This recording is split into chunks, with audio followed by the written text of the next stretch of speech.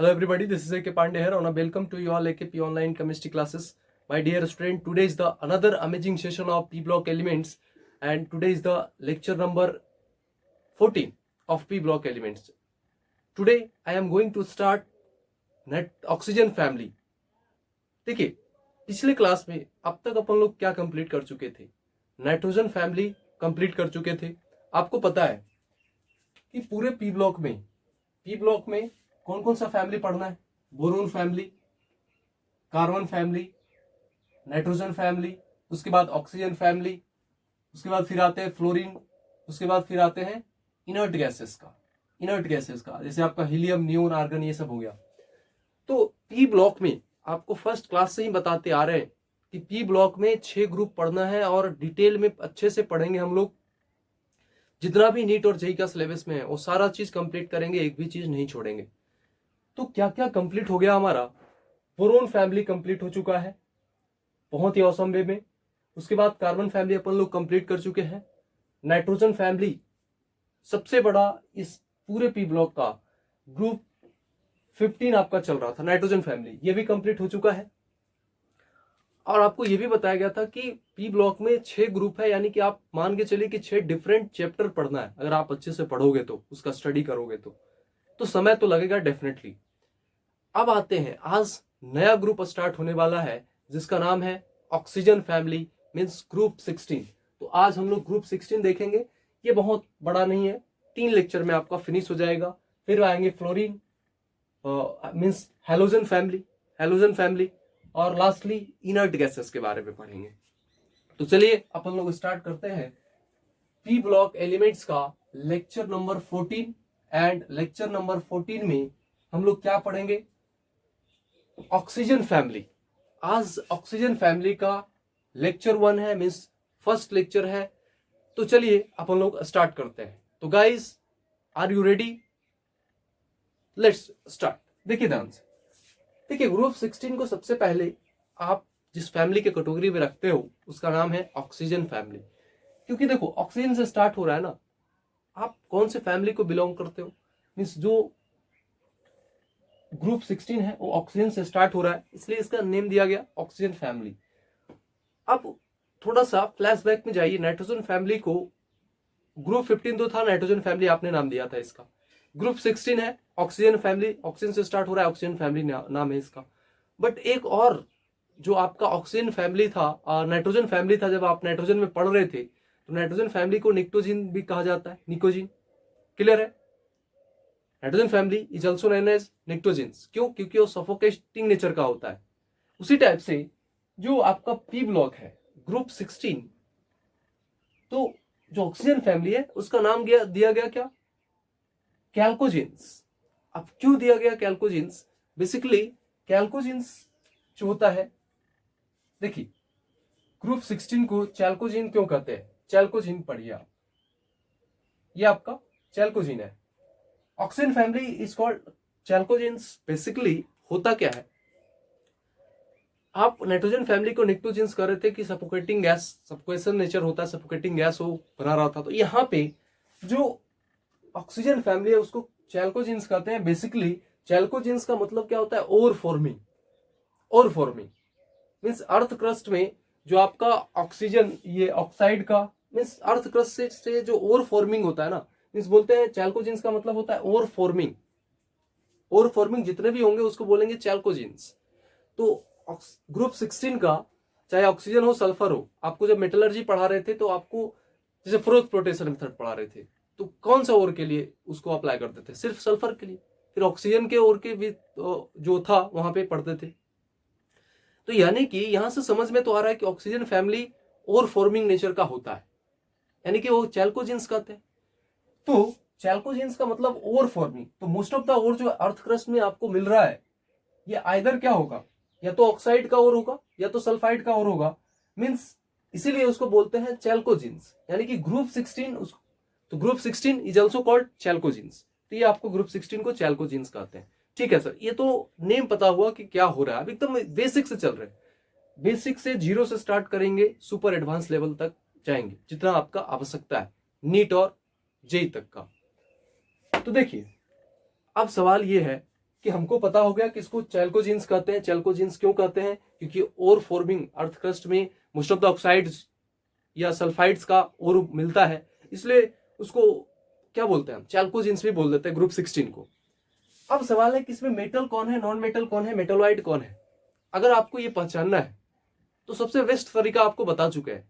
पूरे periodic table उठा लो, periodic table में आप पी ब्लॉक एलिमेंट्स पढ़ रहे हो, तो क्या क्या कौन कौन सा मेटोलाइट था, आप मेटोलाइट पे फोकस करिए कि पी ब्लॉक में मेटोलाइट, पीरियोडिक टेबल जब आप उठाए तो मेटोलाइट कौन कौन सा था। पीरियोडिक टेबल में आपको पढ़ा चुके हैं कि मेटोलाइट कौन था, याद रखने का तरीका भी बताए थे, बालिका, सीता, गीता, ऐश्वर्या, सब ट्यूशन आते। यानी कि यहां पे देखना ध्यान से, ये सारा का सारा आपका क्या था, मेटोलाइट था पीरियोडिक टेबल में। जब आप पी ब्लॉक देखोगे पीरियोडिक टेबल में तो ये सारा का सारा आपका क्या था, boron, bismuth, germanium, arsenic, antimony, tellurium और क्या, स्टेटिन। तो यही आपका जो 7 था, यही आपका क्या है, मेटोलाइट है। और टेक्निक बताए थे कि कौन सा मेटल है, कौन सा नॉन मेटल है। अगर आपको ये पता करना है तो आप सिर्फ मेटोलाइट याद रखिए। मेटोलाइट बहुत ही आसान से याद रख सकते हो, याद रखने का तरीका बताए थे, बालिका, सीता, गीता, ऐश्वर्या, सब ट्यूशन आते। मीन्स ये सारा का सारा, ये जो 7 है, ये सभी आपका क्या है, ये तो मेटोलाइट है। अब मेटोलाइट के जो ऊपर है, तो मेटोलाइट के जितने भी एलिमेंट आपको ऊपर दिखाई दे रहे हैं ग्रुप 16 में, वो क्या है, या फिर पूरे पी ब्लॉक में देखिए कि मेटोलाइट जिस भी ग्रुप में आपको मिला उस मेटोलाइट के ऊपर देखिए तो आपको मेटल, मेटोलाइट के ऊपर देखेंगे तो क्या है, नॉन मेटल, और मेटोलाइट के नीचे वाला एलिमेंट जो होगा वो क्या होगा, मेटल। तो मेटोलाइट सर हमको पता हो गया कि मेटोलाइट ये होता है। तो ग्रुप 16 में देखो तो कौन सा मेटोलाइट है, सिर्फ और सिर्फ टेलुरियम, सिर्फ और सिर्फ टीई। टीई आपका क्या है, मेटोलाइट है। तो मेटोलाइट के ऊपर जब जाओगे तो क्या मिलेगा आपको, नॉन मेटल। तो यानी कि मेटोलाइट टेलुरियम था, उसके ऊपर 3 एलिमेंट है, ऑक्सीजन, सल्फर और सेलेनियम। तो ऑक्सीजन आपका नॉन मेटल, सल्फर आपका नॉन मेटल और सेलेनियम आपका नॉन मेटल। फिर मेटोलाइट के जस्ट नीचे आओगे तो एक एलिमेंट मिल रहा है पोलोनियम, पीओ। तो ये मेटोलाइट के जस्ट नीचे, नीचे वाला क्या होगा, मेटोलाइट के नीचे वाला क्या होगा, सारा का सारा क्या होगा, मेटल होगा। तो इसलिए ये मेटल है। तो क्लियर हुआ सभी को? क्या इसको रेक्टिफिकेशन का जरूरत है क्या? बिल्कुल नहीं है कि कौन सा मेटल होगा कौन सा नॉन मेटल होगा। आज से रटने का लफड़ा खत्म। आप देखिए मेटलॉइड कौन है, मेटलॉइड के जो ऊपर होगा वो नॉन मेटल आपको होगा और नीचे वो आपको मेटल मिल जाएगा। क्लियर है यहां तक? ठीक है। अब आते हैं एटॉमिक रेडियस क्या होगा। सर ऑक्सीजन फैमिली पढ़ रहे हैं ना, तो ऑक्सीजन फैमिली में सिर्फ ऑक्सीजन का चर्चा करेंगे। ऑक्सीजन फैमिली में जितना भी एलिमेंट है, oxygen, sulphur, selenium, tellurium, polonium, तो ऑक्सीजन फैमिली में जितने भी एलिमेंट है उसका चर्चा करेंगे, मीन्स उसके एटॉमिक रेडियस का चर्चा करेंगे। कार्बन फैमिली पढ़ रहे थे, बोरोन फैमिली पढ़ रहे थे, नाइट्रोजन फैमिली पढ़ रहे थे, तो वहां पे भी एटॉमिक रेडियस का ऑर्डर देखा था। तो आपको पता है कि जब आप कार्बन फैमिली पढ़ रहे, जब आप बोरोन फैमिली से स्टार्ट किए थे तो बोरोन फैमिली में एक्सेप्शन था बोरोन, एल्युमिनियम और गैलियम, इंडियम। एल्युमिनियम और गैलियम में एक्सेप्शन था, ठीक है। और कार्बन फैमिली में क्या एक्सेप्शन था, एसएन और पीबी में जाके एक्सेप्शन था। नाइट्रोजन फैमिली में भी एक एक्सेप्शन आ रहा था, बट नाइट्रोजन फैमिली में एक्सेप्शन आ रहा था क्या, नाइट्रोजन, ऑक्सीजन और इसके बाद कोई एक्सेप्शन नहीं था एटॉमिक रेडियस से, नाइट्रोजन से लेकर के, ठीक है। तो यहां पे बोरोन और कार्बन में एक्सेप्शन, बेसिकली एक्सेप्शन उसको नहीं बोलेंगे, वो लॉजिक था। किसकी वजह से, उसका एटॉमिक रेडियस वेरी कर जा रहा था, DD contraction, D block contraction या लेंथेनाइड कॉन्ट्रैक्शन जिसको आप कह रहे थे, लेंथेनाइड या एक्टिनाइड कॉन्ट्रैक्शन की वजह से बोरोन फैमिली और कार्बन फैमिली में आपका एटॉमिक रेडियस का जो ट्रेंड था वो इरेगुलर ट्रेंड आ रहा था। बट ऑक्सीजन फैमिली या उसके बाद से आप देखना, उसका एटॉमिक रेडियस आप जैसे सोचते थे लॉजिकली उसी टाइप से उसका एटॉमिक रेडियस होगा। क्योंकि देखो जब आप ऊपर से नीचे आ रहे हो तो बेसिकली क्या हो रहा है, ऑक्सीजन सेकेंड पीरियड का है, सल्फर थर्ड पीरियड का है, ऑक्सीजन क्या है, ये सेकेंड पीरियड का, सल्फर थर्ड पीरियड का, सेलेनियम फोर्थ पीरियड का, टेलुरियम फिफ्थ पीरियड का और पोलोनियम सिक्स्थ पीरियड का। तो ऊपर से नीचे जैसे जैसे आ रहे हो मीन्स नंबर ऑफ पीरियड बढ़ रहा है, नंबर ऑफ सेल बढ़ रहा है, मीन्स नंबर ऑफ कमरे बढ़ रहे हैं, तो साइज ऑटोमेटिक बढ़ेगा। यानी कि डाउन द ग्रुप साइज आपका क्या होगा, इंक्रीज करेगा। तो सबसे ज्यादा साइज किसका हो रहा है, पोलोनियम का, फिर टेलुरियम, फिर सेलेनियम, सल्फर और फिर ऑक्सीजन। क्लियर है। अब आते हैं आयोनाइजेशन एनर्जी। अब देखो आयोनाइजेशन एनर्जी बेसिकली क्या होता है, आपको पीरियोडिक टेबल में काफी डिटेल में अपन लोग कंप्लीट कर चुके हैं, तो उसको जाइए और देखिए। पीरियोडिक टेबल में आयोनाइजेशन एनर्जी के बारे में बताते हैं। डेफिनेशन पे जाइए। इसका डेफिनेशन, बेसिक डेफिनेशन क्या था कि आइसोलेटेड गैसियस एटम के आउटर मोस्ट ऑर्बिट से जो आप इलेक्ट्रॉन को रिमूव करने के लिए जितना एनर्जी का रिक्वायरमेंट होता है, this is called ionisation energy. ये आपका आयोनाइजेशन एनर्जी था। तो जरा सोचो ना कि अगर हमारा आउटर मोस्ट में सेकेंड पीरियड का एलिमेंट तो साइज काफी छोटा है, न्यूक्लियस के इसका इलेक्ट्रॉन काफी पास पास रहेगा, मीन्स साइज छोटा है, तो उसमें इलेक्ट्रॉन को वहां से इलेक्ट्रॉन को निकालना मीन्स साइज छोटा है, और ये न्यूक्लियस से करीब है, ज्यादा करीब है उसके आउटर मोस्ट इलेक्ट्रॉन। यानी कि अब वहां से अगर आप चाहते हो कि इलेक्ट्रॉन को रिमूव करें तो आपको एनर्जी क्या करना पड़ेगा, ज्यादा देना पड़ेगा। तो इसलिए आयोनाइजेशन एनर्जी सबसे ज्यादा ऑक्सीजन का, फिर सल्फर, फिर सेलेनियम, टेलुरियम और पोलोनियम। तो ये आयोनाइजेशन एनर्जी फर्स्ट का ऑर्डर है। आयोनाइजेशन एनर्जी साइज का इनवर्सली प्रोपोर्शनल होता है। तो ये आयोनाइजेशन एनर्जी का ऑर्डर है। तो यहां तक क्लियर है। तो चलिए इसको नोट करिए।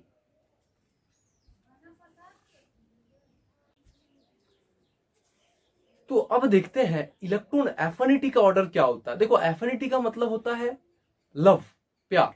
मीन्स इलेक्ट्रॉन एफिनिटी मीन्स वो चाहता है इलेक्ट्रॉन, उसको एफिनिटी मीन्स इलेक्ट्रॉन का एफिनिटी है, वो चाहता है कि हमारे अंदर क्या हो, इलेक्ट्रॉन आ जाए, यही वो चाहता है, इलेक्ट्रॉन एफिनिटी। ठीक है। तो अब इलेक्ट्रॉन एफिनिटी का ऑर्डर जानने के लिए एफिनिटी का सिंपल वर्ड होता है लव। मीन्स इलेक्ट्रॉन एफिनिटी है तो इलेक्ट्रॉन का लव, एफिनिटी। राइट, क्लियर है। तो अब इलेक्ट्रॉन का एफिनिटी किसके साथ बेस्ड होगा, क्या ऑर्डर होगा, आपको ऑक्सीजन फैमिली पढ़ा रहे हैं।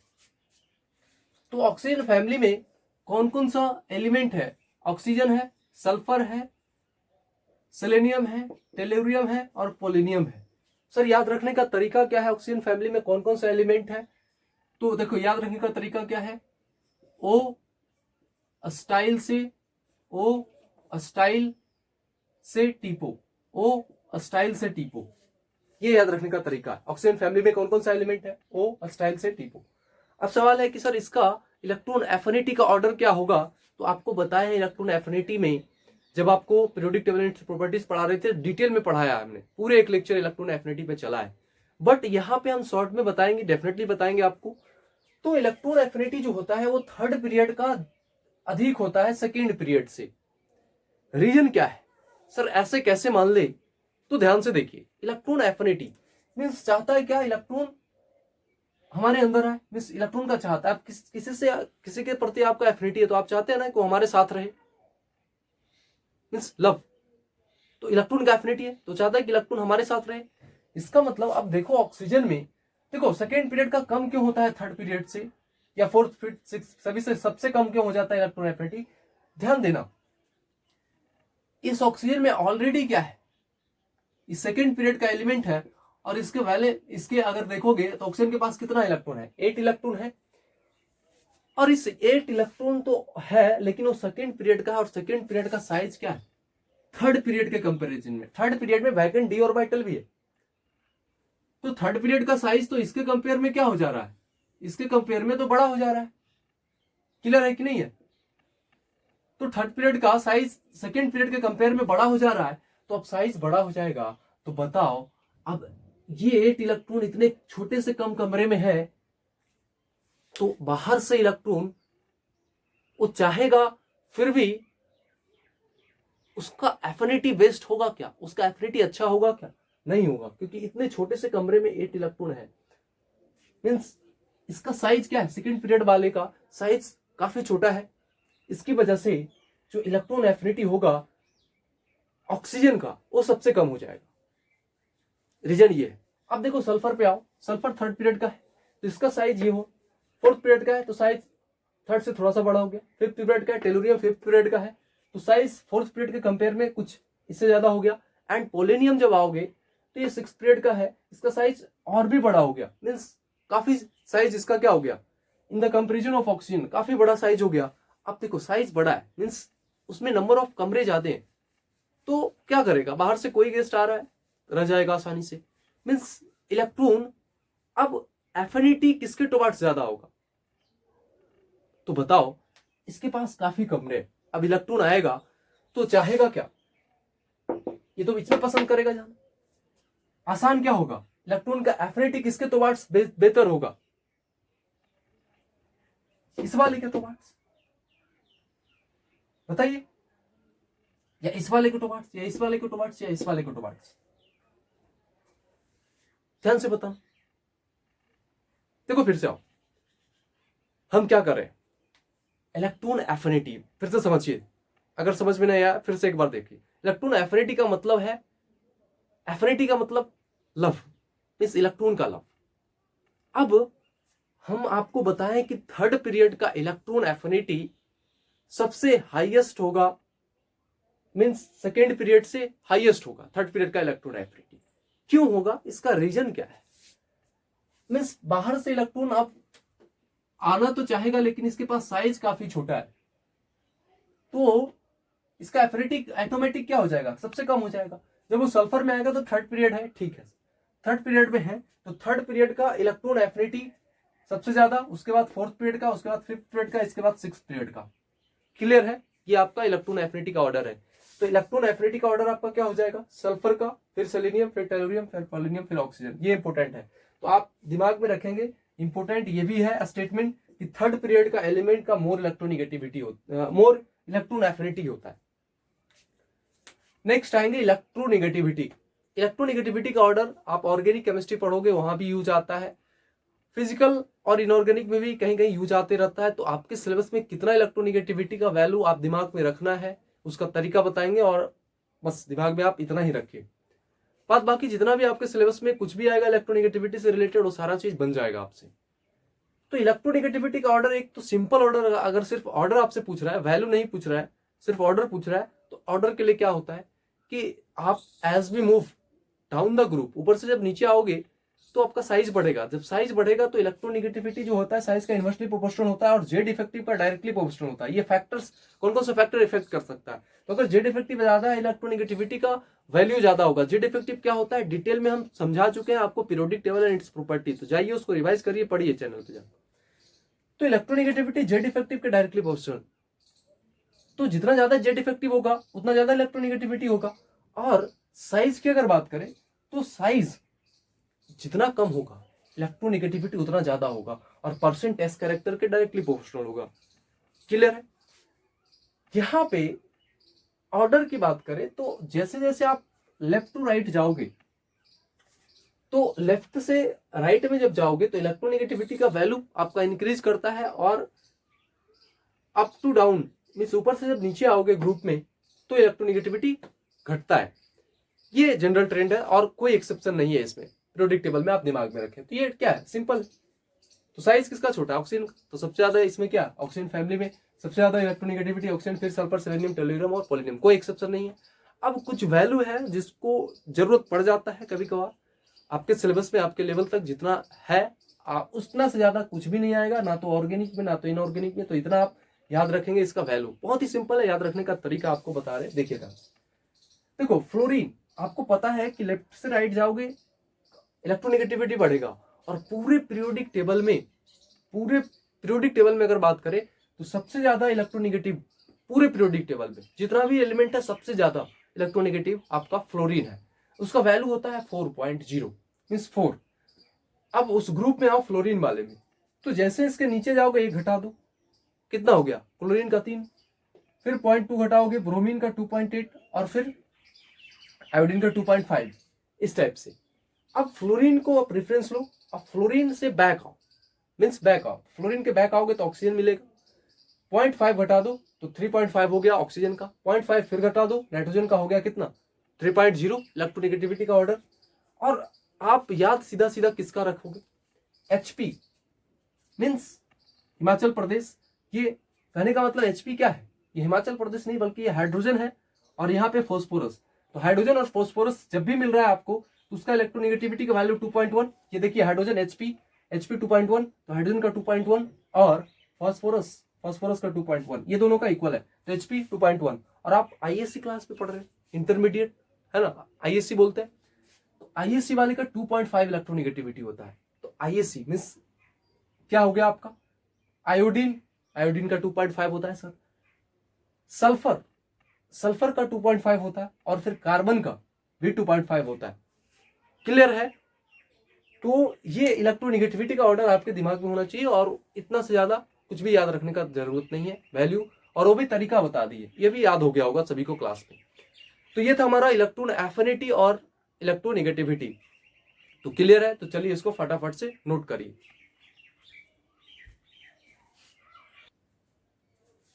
तो देखते हैं hydrides of oxygen family. Next क्या है? Hydrides of oxygen family. देखो हाइड्राइड्स का मतलब क्या, मतलब जो हाइड्रोजन के साथ रिएक्ट करे वो आपका हाइड्राइड्स का कंपाउंड बनाएगा। आपको पढ़ाते आ रहे हैं, आप बोरोन फैमिली पढ़े हो, आप कार्बन फैमिली पढ़े हो, आप नाइट्रोजन फैमिली पढ़ चुके हो, ये 3 फैमिली तो आप पढ़ चुके हो। आपको पता है कि अगर नाइट्रोजन के साथ रिएक्ट करता था तो नाइट्राइड बनाता था, अगर वही कार्बन के साथ तो कार्बाइड, नाइट्रोजन के साथ नाइट्राइड, तो अगर हाइड्रोजन के साथ करेगा तो हाइड्राइड। तो अब पढ़ने वाले हैं कि क्या जितना भी ऑक्सीजन फैमिली में एलिमेंट है वो सारे के सारे हाइड्राइड बनाते हैं। मजेदार बात ये निकल के आया कि जितना भी है ऑक्सीजन फैमिली में, जितना भी एलिमेंट है, कौन कौन सा एलिमेंट है, ऑक्सीजन, सल्फर, सेलेनियम, टेलुरियम और पोलिनियम, सारा का सारा एलिमेंट ऑक्सीजन फैमिली का वो सभी का सभी हाइड्राइड्स बनाते हैं। ठीक है, क्लियर है? तो all elements of oxygen family form hydrides. बोले तो H2O भी आपका क्या है, हाइड्राइड्स है, H2S हाइड्राइड, वो सल्फर का हाइड्राइड है, वो ऑक्सीजन का। मींस आप ये दिमाग में रखेंगे, कभी भी आपसे अगर पूछा जाए कि क्या ऑक्सीजन फैमिली में कौन कौन सा हाइड्राइड बनाएगा, तो सभी हाइड्राइड बनाते हैं। नेक्स्ट जो सवाल आता है जहां से एग्जामिनेशन आपसे पूछ सकता है वो है thermal stability, reducing character, acidic character etcetera. तो एक एक करके अपन लोग देखते हैं। देखिए थर्मल स्टेबिलिटी ऑफ हाइड्राइड्स, ये सारा हाइड्राइड्स अभी जो आपने पढ़ा है, ये वाला सारा hydrides H2, H2S, H2SE, H2TE और H2PO, ये जितना भी हाइड्राइड्स जो आपने पढ़ा है, अब उसका थर्मल स्टेबिलिटी देखना है। थर्मल का मतलब होता है क्या? देखो थर्मल का मतलब क्या होता है, थर्मल का मतलब हीट। थर्मल मीन्स हीट होता है, मीन्स आप हीट करने के बाद उसका स्टेबिलिटी बताइए कि स्टेबिलिटी क्या होगा। क्लियर है? तो चलिए चेक करते हैं, आपको तरीका बताते हैं कि कभी भी हीट करने के बाद अगर आपको स्टेबिलिटी बताना है, मींस थर्मल स्टेबिलिटी, उसी को थर्मल स्टेबिलिटी कहते हैं। तो देखो अब कंसेप्ट पे आते हैं। देखो मान लो हाइड्राइड्स की बात कर रहे हैं, हाइड्राइड्स, हाइड्रोजन हाइड्राइड्स की बात कर रहे हैं, तो एक आपका क्या है, एक तो आपका क्या है, फर्स्ट पीरियड का है, दूसरा सेकेंड पीरियड का है, पहला फर्स्ट पीरियड का है, दूसरा थर्ड पीरियड का है, ये फोर्थ पीरियड का। मीन्स इस टाइप से क्या हो जाएगा, ये सेकेंड पीरियड का, ये फिफ्थ पीरियड का। मीन्स नीचे जाने पे साइज बढ़ता जा रहा है। तो अब देखो ये सेकेंड पीरियड, ये फर्स्ट पीरियड का, ये वाला फर्स्ट पीरियड का, ये क्या है, ये थर्ड, ये सेकेंड पीरियड का, ये आपका सेकेंड पीरियड का, ये थर्ड पीरियड का, ये आपका सेकेंड पीरियड का, और ये आपका फोर्थ पीरियड का। तो क्या जैसे जैसे साइज बढ़ रहा है आपका ओवरलैपिंग अच्छे से होगा क्या? जैसे मान लो ओवरलैपिंग बेस्ट किसका होगा, ये हाथ का जो साइज आपको दिखाई दे रहा है उतना ही साइज का दूसरा हाथ अगर सामने आएगा, दोनों पास पास आएंगे तो देखेंगे ध्यान से ओवरलैपिंग बेस्ट हो रहा है। अगर इसी हाथ के सामने एक छोटा बच्चे का हाथ लाया जाए, अब वहां पे लाइए, तो ओवरलैपिंग अच्छे से कर पाएगा क्या? नहीं कर पाएगा। मींस जैसे मान लो अब हाथ छोटा हो गया इतना सा, अब ओवरलैपिंग होगा बेस्ट क्या? नहीं होगा। तो साइज नीचे जाने पे जैसे जैसे आप जा रहे हो डाउन द ग्रुप, आपका साइज बढ़ता जा रहा है। और हाइड्रोजन तो सभी में फिक्स है, ये फर्स्ट पीरियड का ऑक्सीजन सेकंड, ये फर्स्ट, ये थर्ड, ये फर्स्ट, ये फोर्थ, ये फर्स्ट, ये फिफ्थ पीरियड, ये फर्स्ट और ये सिक्स्थ पीरियड। तो साइज बढ़ रहा है, यानी कि ओवरलैपिंग। सर साइज बढ़ रहा है, इसका मतलब ओवरलैपिंग क्या हो रहा है, कमजोर हो रहा है, ओवरलैपिंग बेकार हो रहा है, बेकार ओवरलैपिंग हो रहा है। और जब ओवरलैपिंग बेकार होता है तो आपको केमिकल बॉन्डिंग से कॉन्सेप्ट बताए हैं केमिकल बॉन्डिंग में कि ओवरलैपिंग अच्छा नहीं होगा, मींस बॉन्ड अच्छा नहीं बनेगा, बॉन्ड मजबूत नहीं बनेगा, मीन्स बॉन्ड का स्ट्रेंथ अब क्या हो जाएगा, कम जाएगा। तो साइज क्या हो रहा है, ऊपर से नीचे आ रहा, साइज बढ़ रहा है, ओवरलैपिंग बेकार हो रहा है। जब ओवरलैपिंग बेकार हो रहा है यानी कि बॉन्ड का जो स्ट्रेंथ है, बॉन्ड का जो ताकत है अब कम गया ना, मीन्स थोड़ा सा भी हिट दोगे वो जल्द मतलब टूट जाएगा, वो तार तार हो जाएगा। इसका मतलब जैसे ही बॉन्ड स्ट्रेंथ कमा तो स्टेबिलिटी क्या हो गया, ऑलरेडी कम गया ना। और बॉन्ड का स्ट्रेंथ क्यों कम रहा था, क्योंकि साइज बढ़ रहा था, और साइज बढ़ने से ओवरलैपिंग बेकार हुआ और बॉन्ड का स्ट्रेंथ कमा। तो नीचे जाओगे तो क्या हो जाएगा, आपका थर्मल स्टेबिलिटी क्या होगा, नीचे जाने पे थर्मल स्टेबिलिटी घटेगा। तो सबसे ज्यादा थर्मल स्टेबिलिटी अगर किसी का होगा तो बताइए हमको किसका हो जाएगा, H2O का, फिर H2S का, फिर H2SE का, फिर H2TE का। तो ये ऑर्डर क्लियर है सभी को, एकदम लॉजिकल है, कुछ भी रट्टाफिकेशन इसमें नहीं है। अब आते हैं नेक्स्ट, रिड्यूसिंग कैरेक्टर। आपको चाहिए रिड्यूसिंग कैरेक्टर, सवाल आया।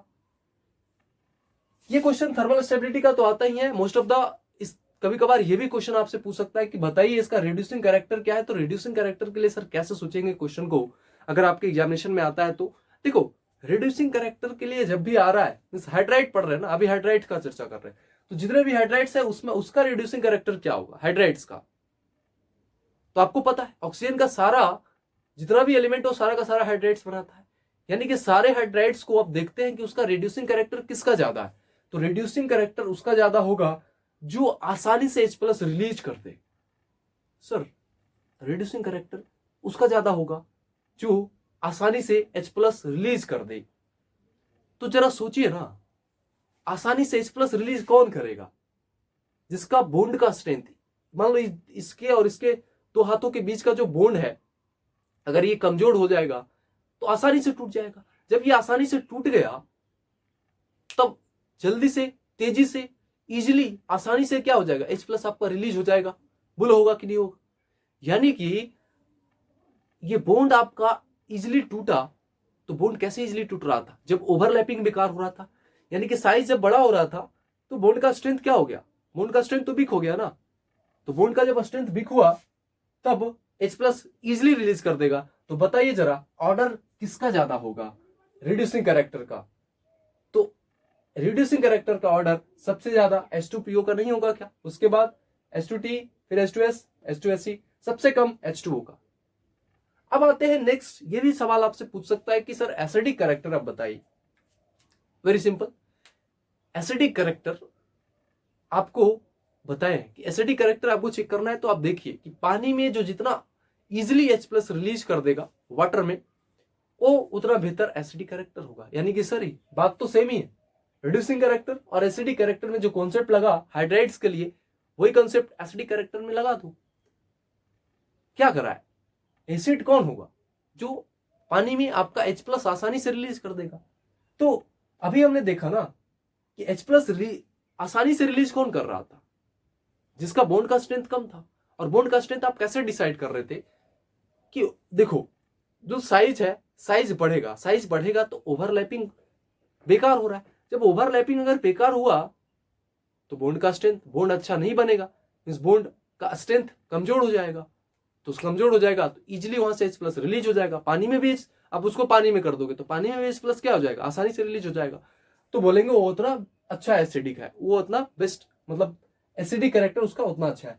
तो बताइए जरा, आसानी से कौन वाटर में H+ दे देगा, जिसका साइज काफी ज्यादा हो जाएगा, यानी कि ओवरलैपिंग बेकार, बॉन्ड का स्ट्रेंथ क्या हो जाएगा, कम होगा। तो सबसे आसानी से कौन दे देगा H+, H2PO। तो सबसे अच्छा एसिडिक कैरेक्टर H2PO का और सबसे बेकार H2O का।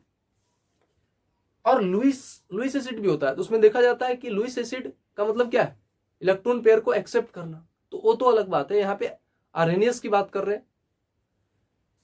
तो ये क्लियर है सभी को, हमने क्या क्या देख लिया। सर हाइड्राइड्स ऑक्सीजन फैमिली में कौन कौन बनाता है, सारा बनाता है।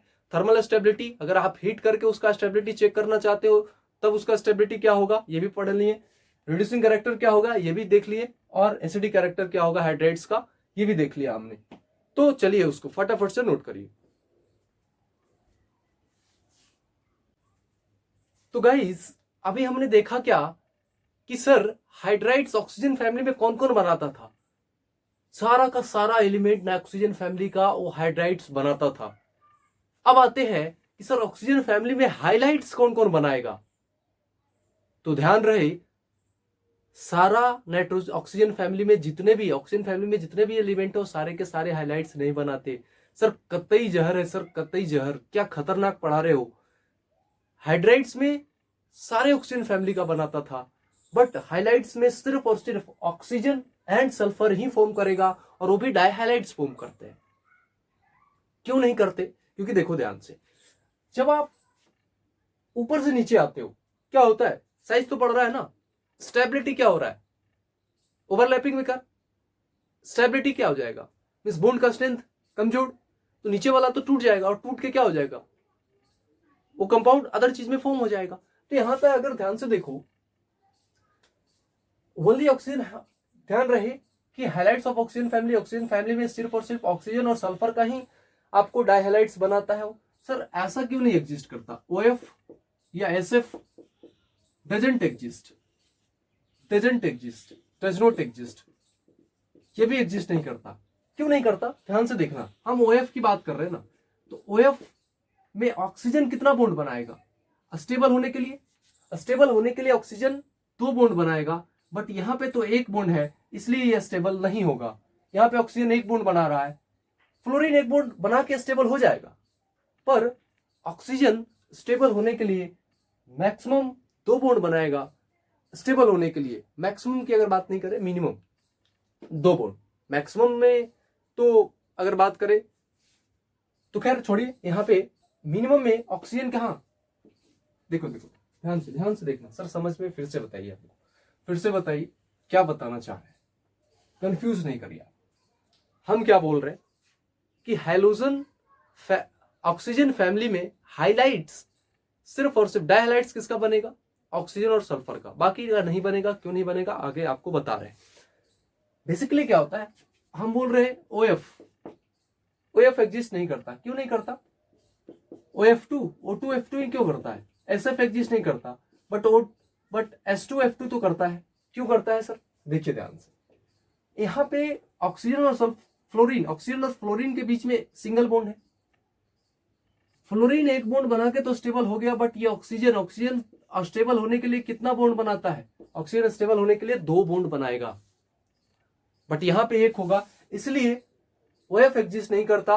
वो क्या करता है, स्टेबिलिटी को गेन करने के लिए OF डाइमराइज करता है, और तब जाके ऑक्सीजन 2 बॉन्ड बनाएगा, और तब जाके आपका क्या हो जाएगा, बताइए, O2 F2 एग्जिस्ट करेगा, ना कि OF एग्जिस्ट करेगा। तो अगर आपसे कोई सवाल पूछे कि OF या SF क्यों नहीं एग्जिस्ट करता, क्योंकि वहां पे ऑक्सीजन का देखो ना, ऑक्सीजन क्या है आपका, अनस्टेबल है, क्योंकि 1 ही बॉन्ड बना रहा है, इसके चलते वो डाइमराइज करेगा और वो O2 F2 में जाएगा, और यहां पे S2F2 एग्जिस्ट करता है, SF नहीं करता, वही सेम रीजन है। क्लियर है यहां तक?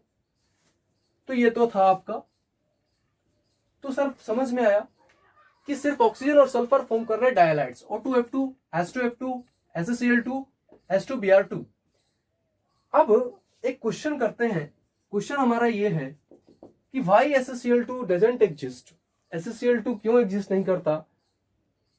देखो ध्यान से, HCl2 क्यों एग्जिस्ट नहीं करता, आंसर आपका यही है, आंसर यही है क्योंकि as we go down in a group, size increases and hence overlapping becomes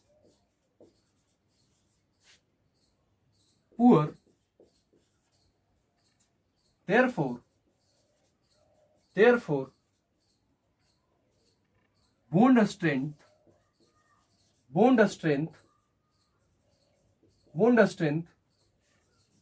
decreases. So it can breaks easily. क्या लिखा हमने, as we go down in a group, जैसे जैसे आप ग्रुप में नीचे जाते हो साइज इंक्रीज करता है, एंड हिंस साइज इंक्रीज करने से ओवरलैपिंग बिकम्स पुअर। पुअर हो जाता है ओवरलैपिंग, और जब ओवरलैपिंग पुअर हो गया इसका मतलब बॉन्ड का जो स्ट्रेंथ है वो घट जाता है, so it can break easily, और वो आसानी से टूट जाता है।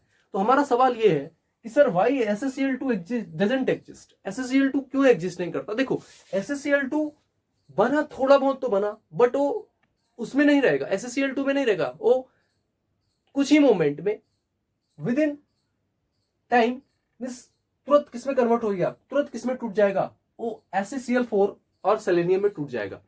यानी कि क्यों Fe2Cl2 एग्जिस्ट क्यों नहीं किया, क्योंकि आप जैसे जैसे सेलेनियम कौन सा पीरियड का है, वो 4th पीरियड का है, साइज काफी बड़ा हो गया, और ओवरलैपिंग अब क्या हो जाएगा, ओवरलैपिंग बेकार हो जाएगा, ओवरलैपिंग पुअर हो जाएगा। ओवरलैपिंग जैसे ही पुअर हुआ, बॉन्ड का स्ट्रेंथ, बॉन्ड उतना अच्छा बनेगा नहीं, बॉन्ड का स्ट्रेंथ बेकार हो जाएगा, बॉन्ड कमजोर हो जाएगा, वो आसानी से टूट जाएगा। इसलिए SaCl2 एग्जिस्ट नहीं करता, क्योंकि SaCl2 तुरंत किसमें टूट जाता है, SaCl4 और सेलेनियम में।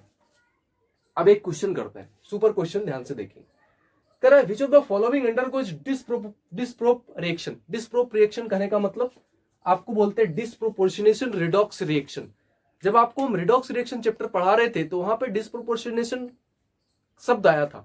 सर इसका मतलब क्या, डिस्प्रोपोर्शनेशन रिडॉक्स रिएक्शन कहने का मतलब जो उसी कंपाउंड, सेम कंपाउंड का, जैसे मान लो उठा लिया हमने H3PO4, अब सेम कंपाउंड का ऑक्सीडेशन भी हो जाए, रिडक्शन भी हो जाए, तो वो कंपाउंड जब रिएक्ट किया, रिएक्शन जब हुआ, उस रिएक्शन में उस कंपाउंड का ऑक्सीडेशन भी हो रहा है और रिडक्शन भी हो रहा है, तो बोलेंगे वो डिस्प्रोपोर्शनेशन रिडॉक्स रिएक्शन है। तो आपसे यही सवाल पूछा है कि विच of the following undergoes disproportionation reaction, तो आप सोच के बता दोगे कैसे। अब देखिए ध्यान से कि किसका, उस कंपाउंड का क्या दोनों चीज हो रहा है, क्या ऑक्सीडेशन भी हो रहा है और रिडक्शन भी हो रहा है। डिस्प्रोपोर्शनेशन का मतलब, डिस्प्रोपोर्शनेशन का मतलब क्या, ऑक्सीडेशन भी हो एंड रिडक्शन भी हो। तो ऑक्सीडेशन रिडक्शन उस सेम कंपाउंड का होगा तो डिस्प्रोपोर्शनेशन होगा। अब तो चलिए चेक करते हैं, एक एक करके चेक करते हैं। अब देखो चेक करो ध्यान से, पहले तो फास्फोरस आपका सेंट्रल एटम है, तो यहां पे निकालिए फास्फोरस कितना में है, ताकि आपको पता लगेगा, तभी तो पता लगेगा किसका ऑक्सीडेशन होगा, किसका रिडक्शन होगा, किस कंपाउंड का। तो ये चला जाएगा -6 और +3, यानी कि यहाँ पे फास्फोरस किसमें है, +3 में है, और यहाँ पे फास्फोरस का निकालिए, जल्दी से निकालिए फटाफट से। तो यहाँ पे आ रहा है ये हो जाएगा आपका फास्फोरस H2PO4 है ना, H2PO4 है, या 1 मिनट क्वेश्चन देख लेते हैं, H3PO4 होगा, शायद मिसप्रिंट हो गया होगा। तो H3PO4 है, यहाँ पे H3PO4 है, ध्यान रहे ये क्वेश्चन H3PO4 है। तो H3PO4 है, यानी कि अब इसका कितना हो जाएगा ऑक्सीडेशन स्टेट, इसका -8 +3, तो यानी कि फास्फोरस का +5 में है। सर यहाँ पे इस वाले फास्फोरस का बताओ, तो ये -4 और प्लस, यानी कि ये फास्फोरस +1 में है। यहाँ पे सेलेनियम की अगर बात करें, जैसे ही सेलेनियम दिखा, ठीक है सर, जैसे ही सेलेनियम दिखा आपके दिमाग में क्या आना चाहिए, Fe2Cl2, सेलेनियम मीन्स सेलेनियम वाला कंपाउंड, हाइलाइट्स, जैसे सेलेनियम का हाइलाइट्स दिखा मीन्स कौन सा, Fe2Cl2। तो Fe2Cl2 जैसे ही दिखा वो क्या हो जाएगा, तुरंत ब्रेक कर जाएगा। किसमें ब्रेक कर जाता है, SeCl4 और सेलेनियम में मीन्स इसमें आप ब्रेक कर दो, इसमें ब्रेक हो जाता है ना, और बैलेंस कर दो इसको। यहां पे ध्यान से देखो कि सेलेनियम का आप निकाल लो ऑक्सीडेशन स्टेट, सेलेनियम का जब इसमें ऑक्सीडेशन स्टेट निकालोगे तो कितना में है सेलेनियम, एक क्लोरीन पे 1 माइनस, तो 2 माइनस, -2 उधर जाएगा तो +2 डिवाइड बाई 2, यानी कि सेलेनियम यहाँ क्या है, +1 में है। यहाँ पे सेलेनियम कितना में है, +4 में है, ठीक है सर। यहाँ पे सेलेनियम कितना में है, यहाँ पे सेलेनियम 0 में है। अब देखो इस सेम कंपाउंड का अगर Fe2Cl2 ब्रेक किया SaCl4 में, तो यहाँ पे ऑक्सीडेशन नंबर का बढ़ना मीन्स ऑक्सीडेशन हो रहा है, तो इसका क्या हो रहा है, इस कंपाउंड का तो ऑक्सीडेशन हो रहा है, और इसी कंपाउंड का आप देखिए तो जरा ये किस में जा रहा है, मीन्स +1 से अब 0 में जा रहा है, तो यहां पे क्या हो जाएगा, रिडक्शन। इसका मतलब सर ये वाला जो SC2Cl2 जो बन रहा है टूटने के बाद SaCl4 और सेलेनियम में, यानी कि यहां से हमको पता लग गया कि Sc2Cl2 आपका क्या होगा, क्या डिस्प्रोपोर्शनेशन रिएक्शन नहीं होगा क्या? बिल्कुल होगा इस वाले कंपाउंड का। तो सर डी तो देखते के साथ आ गया। अब आते हैं ए से, अब स्टार्ट करो। आपको पता है जब आपको नाइट्रोजन फैमिली पढ़ा रहे थे तो नाइट्रोजन फैमिली में जो भी इंटरमीडिएट ऑक्सीडेशन स्टेट में था, नाइट्रोजन फैमिली में जो भी इंटरमीडिएट ऑक्सीडेशन स्टेट वाला था, वो क्या करता था, वो डिस्प्रोपोर्शनेशन रिएक्शन में चला जाता था।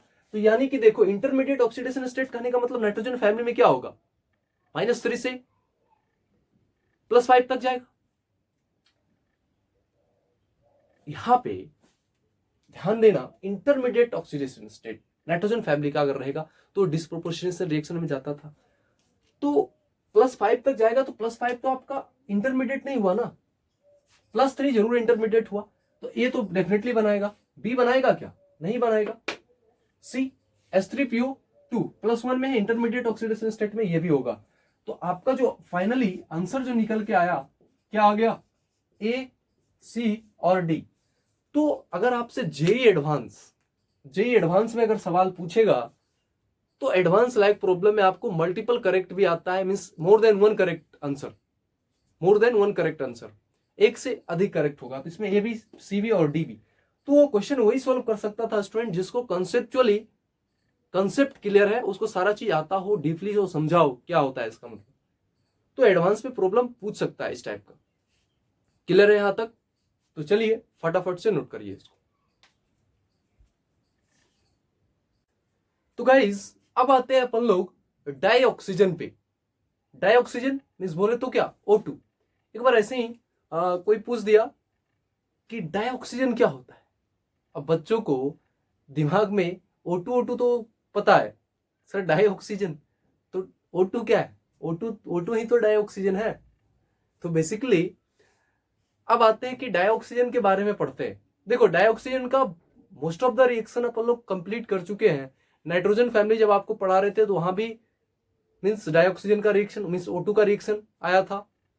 कार्बन फैमिली, बोरोन फैमिली भी पढ़े थे तो वहां भी डाइऑक्सीजन का रिएक्शन आया था। अब सीधे आते हैं अपन लोग प्रिपरेशन पे। पहला प्रिपरेशन डाइऑक्सीजन अगर आपको बनाना है तो डाइऑक्सीजन मीन्स O2 को अगर आपको प्रिपेयर करना है तो O2 को आप कैसे प्रिपेयर करेंगे। तो पहला मेथड, प्रिपरेशन का पहला मेथड देखिए ध्यान से। देखो आपको पता होना चाहिए उसके लिए रिएक्टिविटी सीरीज। अगर आपको रिएक्टिविटी सीरीज दिमाग में है और रिएक्टिविटी सीरीज आपको बता चुके हैं, रिएक्टिविटी सीरीज आपको पढ़ा चुके हैं इस चैप्टर में भी और 11th में भी आप रिएक्टिविटी सीरीज पढ़ चुके हो। तो रिएक्टिविटी सीरीज थ्रू आउट आपके दिमाग में होना चाहिए। याद रखने का तरीका भी बता चुके हैं रिएक्टिविटी सीरीज का। तो रिएक्टिविटी सीरीज में अब रिएक्टिविटी सीरीज में क्या होता था, बेसिकली जो कार्बन से ऊपर जो भी एलिमेंट आता था, जैसे मान लीजिए सोडियम है, पोटेशियम है, तो कार्बन से सारा का सारा ऊपर आ रहा था रिएक्टिविटी सीरीज में। तो रिएक्टिविटी सीरीज में जो कार्बन से ऊपर है वो आपका हाईली रिएक्टिव होता था, और जो कार्बन से नीचे और हाइड्रोजन से ऊपर है मीन्स कार्बन और हाइड्रोजन के बीच में है उसको बोलते थे मॉडरेटली रिएक्टिव। ठीक।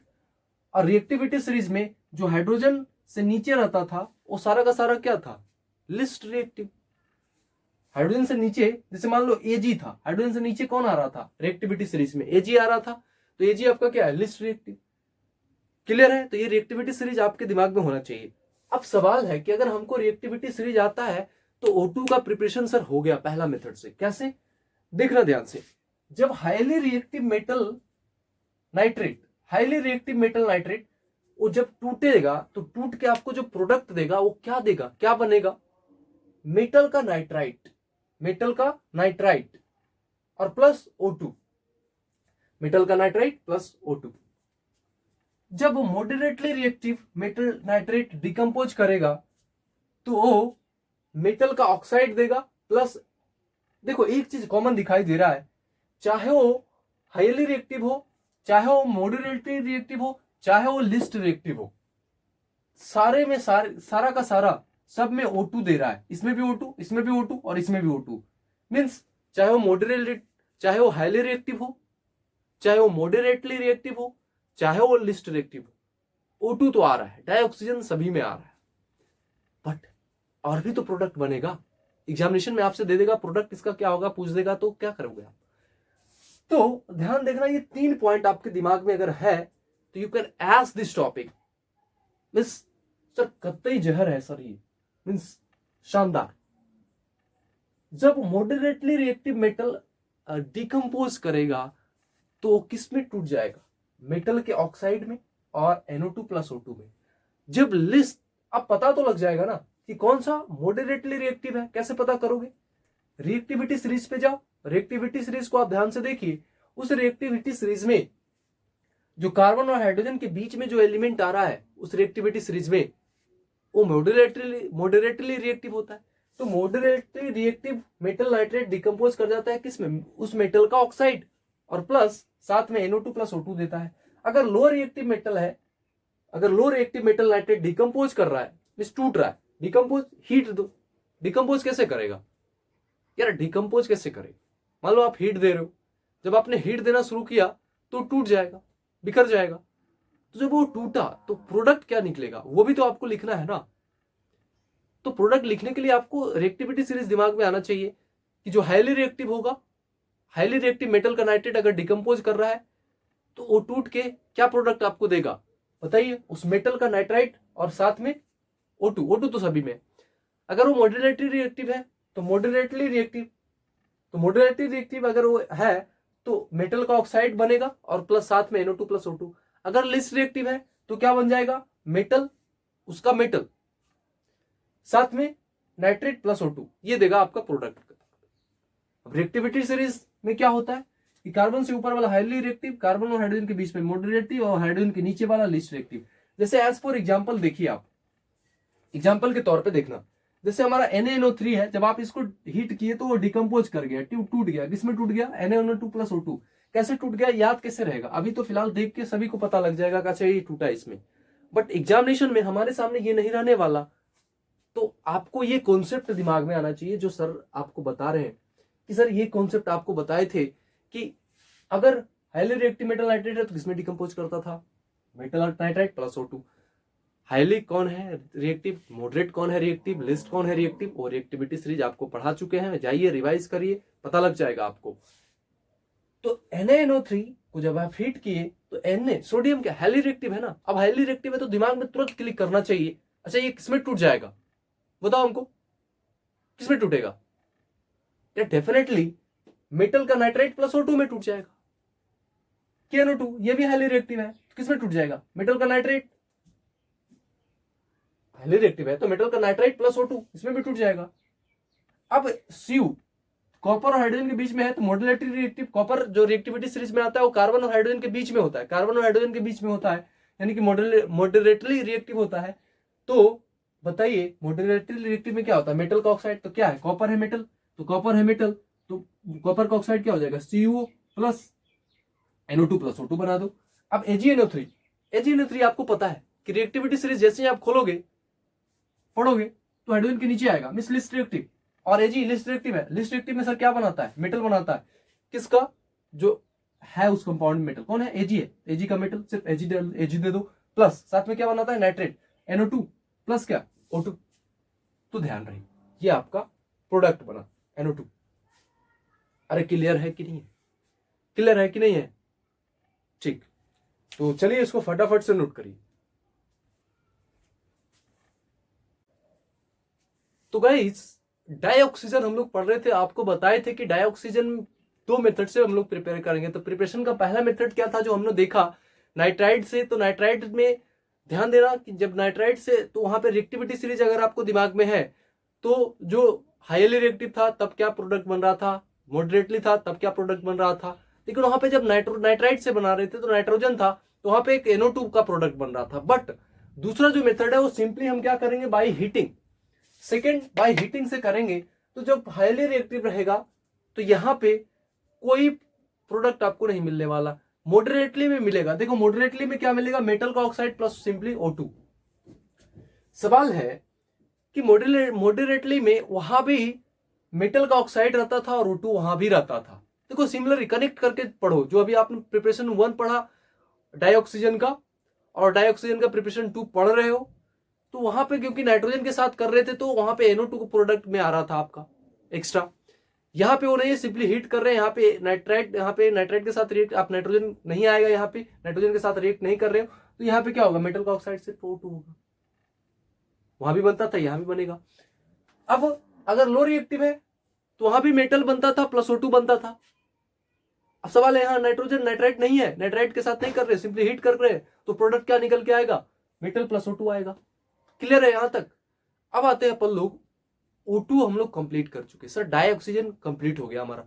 अब आते हैं ट्राई ऑक्सीजन, बोले तो क्या, ओजोन। ओजोन सुना है ना, बचपन से सुनते आ रहे हो ओजोन, यही आपका ओजोन है O3। तो पहले स्ट्रक्चर देखते हैं सर, पहले दिखता कैसा, पहले दिख तो जाए, दिखेगा तभी तो हम उसका कैसे तैयार करते हैं वो पता लगा लेंगे, वो उसमें प्रॉपर्टी क्या क्या होते हैं वो कर लेंगे।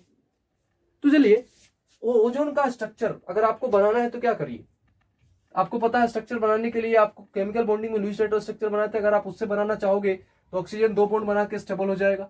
अब कोई कहेगा सर यहाँ पे भी डबल बॉन्ड दे दो ना, तो फिर इस ऑक्सीजन 4 बॉन्ड बनेगा, ऐसा कतई नहीं होगा। अब वो क्या करेगा, आपको पता है इस ऑक्सीजन के पास क्या है, 6 इलेक्ट्रॉन वैलेंस इलेक्ट्रॉन में। अब ये दोनों तो बेचारा बॉन्ड बना के क्या हो गया, स्टेबल हो गया, तो 2 बॉन्ड पेयर, तो 2 बॉन्ड है तो 2 लोन पेयर भी होगा इसके पास। तो ये अपना लोन पेयर अब क्या करेगा, इसको दे देगा, इसको कोऑर्डिनेट कर देगा। तो अब कुछ स्ट्रक्चर क्या ऐसा नहीं बनेगा क्या, ये वाला स्ट्रक्चर नहीं बनेगा क्या? क्लियर है? तो ये वाला स्ट्रक्चर है, तो ओजोन का ऐसा स्ट्रक्चर होता है। तो आपको बता चुके कि bond pair plus lone pair is always equal to 4 होगा। तो यहां पे अगर आप 3 बॉन्ड बना दोगे तो एक ही लोन पेयर होगा, तो लोन पेयर क्या है यहाँ पे, एक ही होगा, और ये किसको कर देगा, इसको डोनेट कर देगा एक। तो ये आपका बेंड शेप है। अब हाइब्रिडाइजेशन निकालने का तरीका बहुत ही शानदार तरीका, बहुत ही शानदार ट्रिक बताए थे आपको जब केमिकल बॉन्डिंग चैप्टर पढ़ा रहे थे। अगर जो रिवाइज करके आए उनको दिमाग में आ रहा होगा, क्या करते थे, 99% क्वेश्चन हमारा करेक्ट हो जाता था, कुछ परसेंट क्वेश्चन 0.something% क्वेश्चन में थोड़ा सा रॉन्ग हो जाता था, वहां पे लोन पेयर बॉन्ड पेयर करके देखते थे और स्ट्रक्चर से बना के देखते थे। But most of the question 95% से क्वेश्चन हमारा सोल्व हो जाता था इस वाले ट्रिक से। क्या करिए, किसी का हाइब्रिडाइजेशन निकालना, वैलेंस इलेक्ट्रॉन काउंट करिए, वैलेंस इलेक्ट्रॉन तो पता हो जाएगा।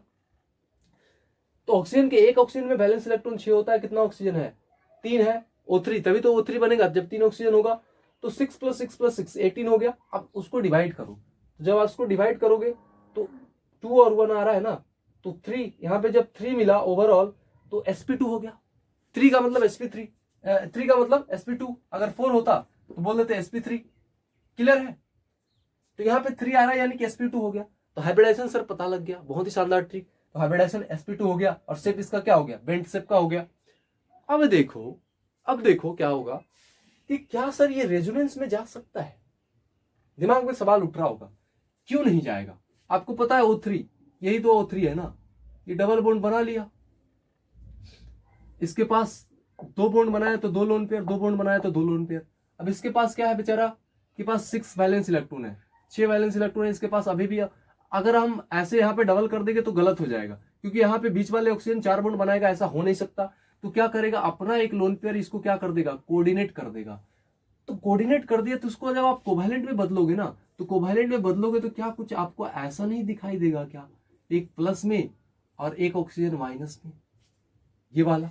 तो ये प्लस माइनस मीन्स कुछ ऐसा है, तो ये माइनस क्या करेगा, इस वाले बॉन्ड को देगा और ये वाला बॉन्ड खुल जाएगा। तो यहां से जब बनेगा तो क्या आ जाएगा, इस वाले ऑक्सीजन पे यहाँ पे सिंगल बॉन्ड आ जाएगा, ये दिया है तो दिया है और लिया है तो क्या हो जाएगा, आप डबल बॉन्ड यहाँ आ जाएगा और इसको कोऑर्डिनेट कर देगा।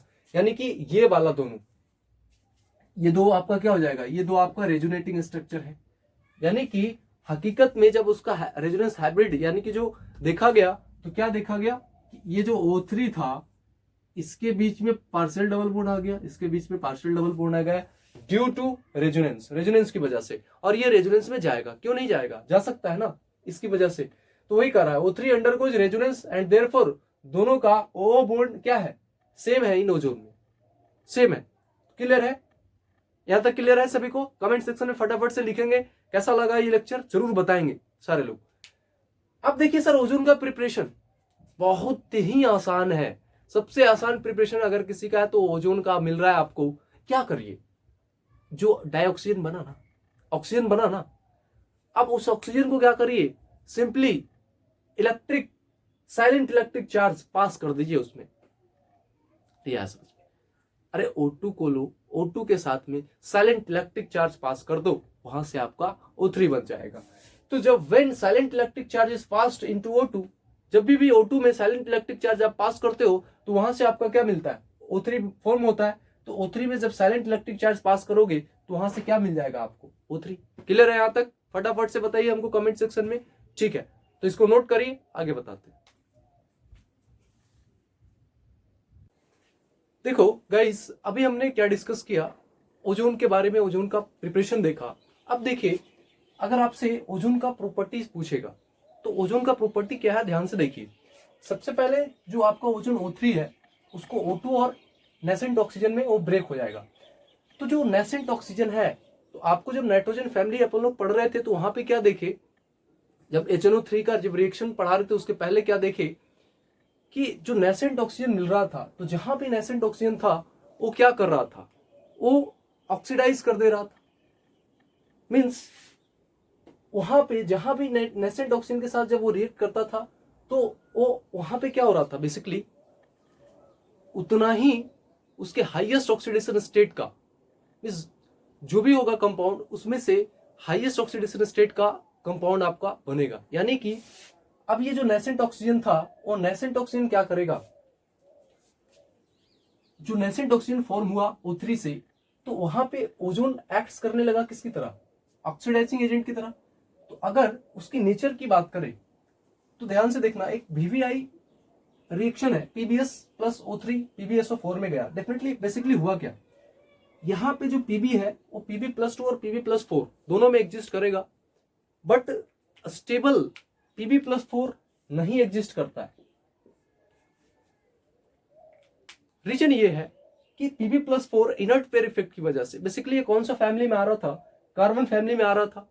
तो जो आपका इनर्ट पेयर इफेक्ट की वजह से वहां पे Pb+2, क्योंकि जब नीचे जाओगे आपको हैवी एलिमेंट जो मिल रहा है, तो Pb में क्या आ रहा था, इनर्ट पेयर इफेक्ट। जब इनर्ट पेयर इफेक्ट की वजह से वहां पे Pb+2 ज्यादा स्टेबल होता है। तो कहीं भी अगर आप प्रोडक्ट बना रहे हो तो जो प्रोडक्ट का आप जो प्रोडक्ट लिख रहे हो वो क्या होना चाहिए, स्टेबल वाला।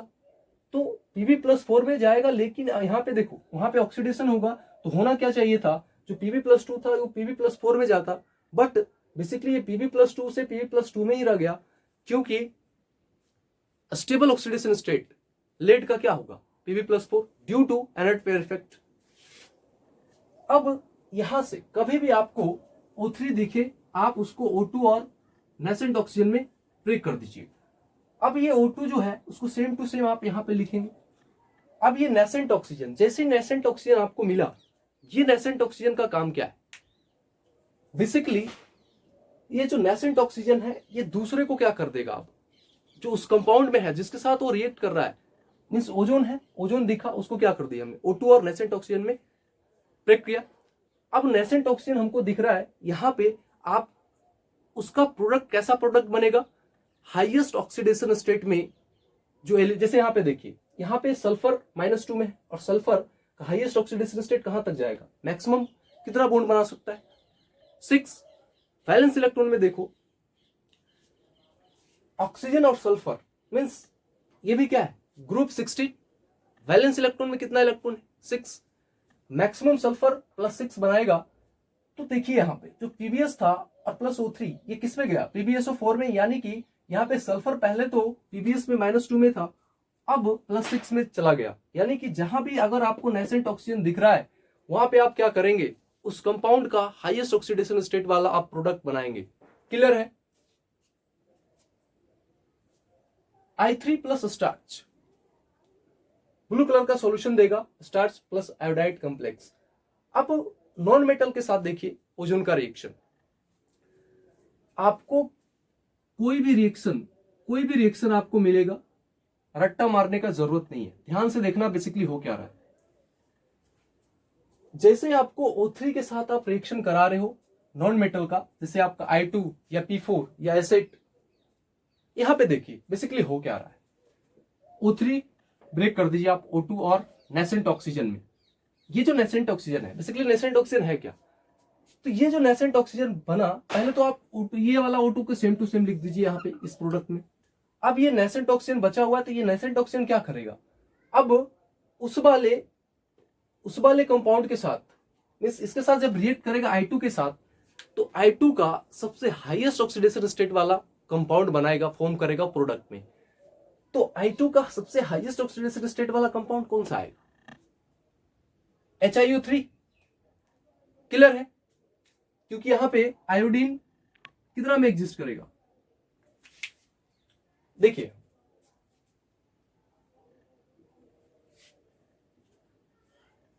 जब ये आप O3 को पहला काम क्या करेंगे, ब्रेक करेंगे O2 और नेसेंट ऑक्सीजन में।